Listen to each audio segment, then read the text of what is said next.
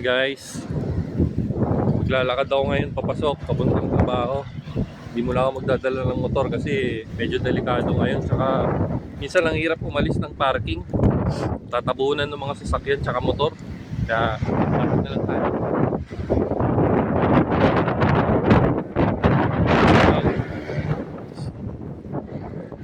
So, malapit lang naman siya.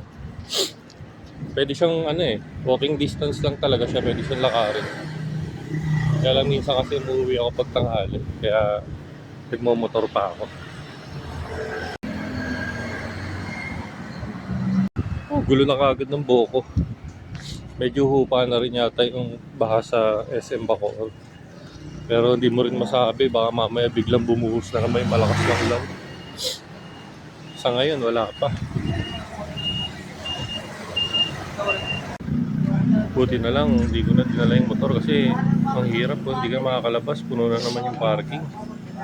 Tara, pasok na tayo.